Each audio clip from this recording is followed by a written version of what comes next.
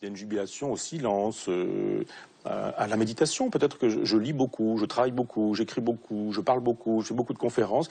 Et je me dis parfois, peut-être ne médites-tu pas assez? Avez-vous dit l'essentiel, Michel Onfray? Vous m'avez fait dire l'essentiel.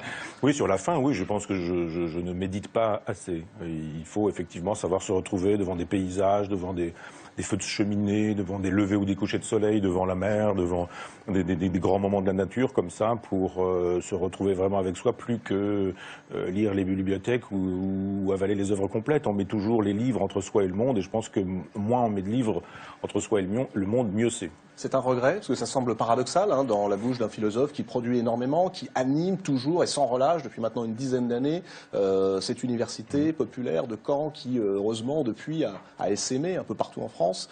Regret, mais comment faire? Non, je ne suis pas du genre à regretter, je suis du genre attaché de ne pas rater la suite.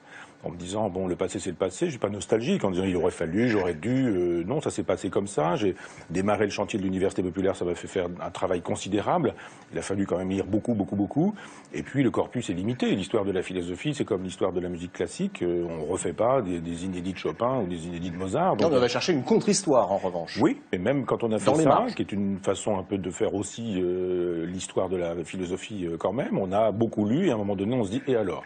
Que dois-je conclure de tout ce que j'aurais lu? Est-ce que ça m'a rapproché de l'essentiel, de la vérité ou de ce qu'il faut vraiment savoir?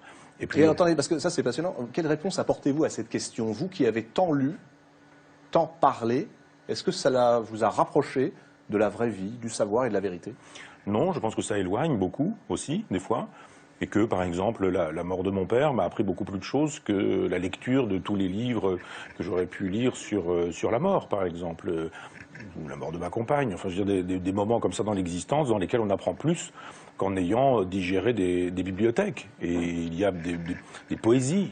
Je pense à François Cheng, par exemple. Il y a des moments où la poésie va plus vite pour dire des choses essentielles qu'un traité de philosophie. Et on se dit, parfois, la philosophie, elle a gêné la pensée du monde. Elle a empêché la pensée du monde. C'est-à-dire, on a fait des gloses, on a cessé de regarder le monde, et on a commencé à regarder le livre qui disait le monde. Moi, je pense que les incultes en savaient plus que nous.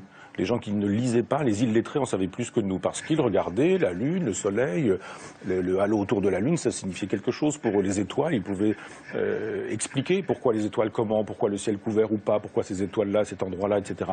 Et nous, on a commencé à un moment donné, on peut peut-être s'entendre là-dessus, mais sur la question des trois religions du livre, il y a eu un moment où on nous a dit la vérité du monde n'est pas dans le monde, mais la vérité du monde est dans le livre qui dit le monde. Et on nous a dit, voilà, le Talmud, la Bible, le Coran, et on a commencé à lire. On a commencé à faire de l'herméneutique, c'est-à-dire du découpage de textes. On a désossé des textes, et puis on a regardé le livre, et on a cessé de regarder le monde. Et ce qui me vient à l'esprit après avoir tant lu, après avoir tant commenté, ou après avoir fait tant d'herméneutique, c'est de me dire, mais et si tu fermais un peu tes livres pour regarder un peu le ciel, la nature, etc. Donc oui, parfois un regret de ne pas avoir médité autant qu'il aurait fallu.